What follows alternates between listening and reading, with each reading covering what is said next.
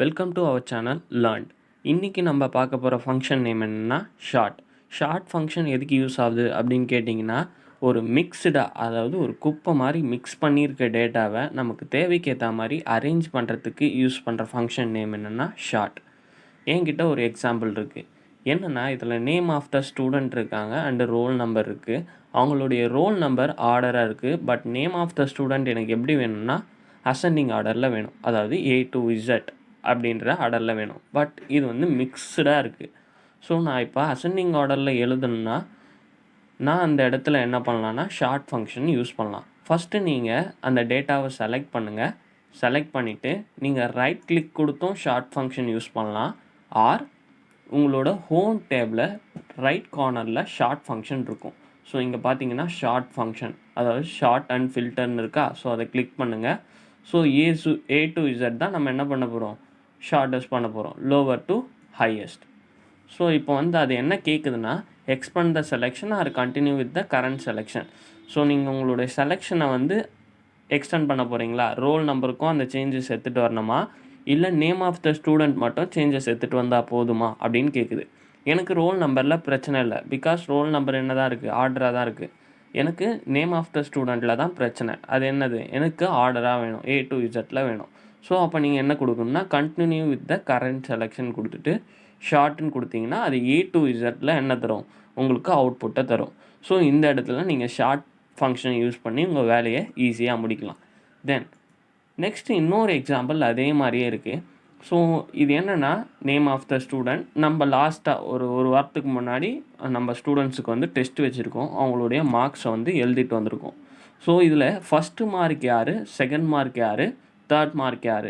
So எனக்கு வந்து highest to lowest mark வந்து வேணும். ஸோ இந்த இடத்துல நான் என்ன பண்ணுறேன்னா அதே ஷார்ட் ஃபங்க்ஷன் தான் யூஸ் பண்ண போகிறேன். பட் எனக்கு நேமும் சேஞ்ச் ஆகணும், மார்க்கும் சேஞ்ச் ஆகணும். பிகாஸ் நேமுக்கும் மார்க், அப்போ எனக்கு நேமும் தெரியணும், யார் அதிகமாக எடுத்திருக்கா, தென் எவ்வளோ எடுத்திருக்காங்க அதிகமாக அப்படின்றது எனக்கு வேணும். ஸோ நீங்கள் செலெக்ஷன் பண்ணும்போது name of the student and mark ரெண்டுத்தையுமே வந்து செலக்ட் பண்ணிங்க. தென் ஷார்ட் ஃபங்க்ஷனுக்கு போய்ட்டு எனக்கு இப்போ வந்து A to Z எனக்கு ஷார்ட் பண்ண வேணாம், Z to Aவும் ஷார்ட் பண்ண வேணாம். எனக்கு இப்போ எப்படி ஷார்ட் பண்ணணும்னா நம்பர்ஸை வச்சு ஷார்ட் பண்ணணும். ஸோ எப்படி ஹையஸ்ட்டு டு லோயஸ்ட்டு ஷார்ட் பண்ணணும். ஸோ அப்போ நீங்கள் கஸ்டம் ஷார்ட் அதை கொடுங்க. கஸ்டம் ஷார்ட் கொடுத்தீங்கன்னா இந்த மாதிரி ஒரு டைலாக் பாக்ஸ் ஓப்பன் ஆகும். ஸோ அங்கே ஷார்ட் பை அப்படின்னு இருக்கா. ஸோ நீங்கள் கொடுத்துருக்க ஹெட்டிங்கில் எதை நம்ம மார்க்ஸை தான் ஷார்ட் பண்ண. ஆர்டர் பார்த்தீங்கன்னா ஸ்மாலஸ்ட் டு லார்ஜஸ்ட்டாக இல்லை லார்ஜஸ்ட் டு ஸ்மாலஸ்ட்டாக அப்படின்னு கேட்குது. ஸோ நம்ம வந்து லார்ஜஸ்ட் டு ஸ்மாலஸ்ட் தான். பிகாஸ் யார் ஃபஸ்ட்டு மார்க்கு அப்படின்றது எனக்கு தெரியணும். ஸோ லார்ஜஸ்ட் டு ஸ்மாலஸ்ட் அப்படின்னு கொடுங்க. ஓகே கொடுங்க. தென் இப்போ என்னென்னா தேவின்றவங்க 100 மார்க், அவங்க தான் ஃபஸ்ட் மார்க். தென் ஸ்னேகா, தமிழ் ரெண்டு பேருமே 99 செகண்ட் மார்க் எடுத்திருக்காங்க. முரளின்றவர் தேர்ட் மார்க் 98 எடுத்திருக்காரு. ஸோ இப்படியும் நீங்கள் வந்து என்னென்னா ஷார்ட் ஃபங்க்ஷனை யூஸ் பண்ணலாம். தென் நம்ம கம்பெனியில் ஒரு 15 பேர் ஒர்க் பண்ணுறாங்க. அவங்கக்கிட்ட ஒரு கூகுள் ஃபார்ம்ஸ் சென்ட் பண்ணி அவங்களுடைய நம்பர்ஸ் நம்ம கேட்குறோம், சரியா.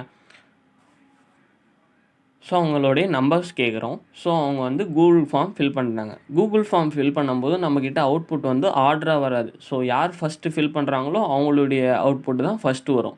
ஸோ இங்கே என்னென்னா எனக்கு மிக்ஸ்டாக இருக்குது. ஸோ நான் இந்த இடத்துல என்ன பண்ண போகிறேன்னா எம்ப்ளாயி ஐடி வச்சு ஷார்ட் பண்ண போகிறோம். ஸோ டேட்டாவை செலக்ட் பண்ணிங்க. தென் ஷார்ட் அப்படின்னு கொடுங்க. ஷார்ட் ஃபங்க்ஷன் போங்க. கஸ்டம் ஷார்ட் கொடுங்க. தென் அதே மாதிரி ஷார்ட் பை எதை வச்சு ஷார்ட் பண்ண போகிறோம், நம்ம எம்ப்ளாயி ஐடியை வச்சு தான் ஷார்ட் பண்ண போகிறோம். Smallest to largest. ஆமாம், இந்த இடத்துல நம்ம என்ன பண்ண போகிறோம், ஸ்மாலஸ்ட் டு லார்ஜஸ்ட்.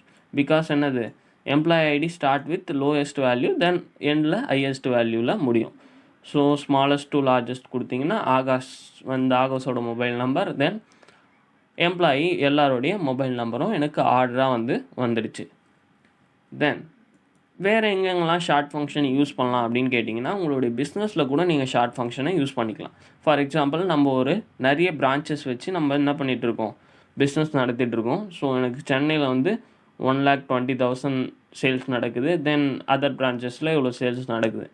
நம்மளுடைய கம்பெனி எம்பி என்ன கேட்குறாருன்னா, எந்த பிரான்ச்சஸில் நமக்கு அதிகமாக சேல்ஸ் நடக்குது அப்படின்னு கேட்குறாரு. ஸோ நீங்கள் இந்த இடத்துலையும் என்ன பண்ணலாம், ஷார்ட் ஃபங்க்ஷன் யூஸ் பண்ணலாம். டேட்டாவை செலக்ட் பண்ணிங்க. தென் ரைட் கிளிக் கொடுத்து ஷார்ட் அப்படின்னு கொடுத்தீங்கன்னா இங்கே லாஸ்ட்டாக கஸ்டம் ஷார்ட்னு இருக்கா. ஸோ அந்த கஸ்டம் ஷார்ட் ஓப்பன் பண்ணிங்க.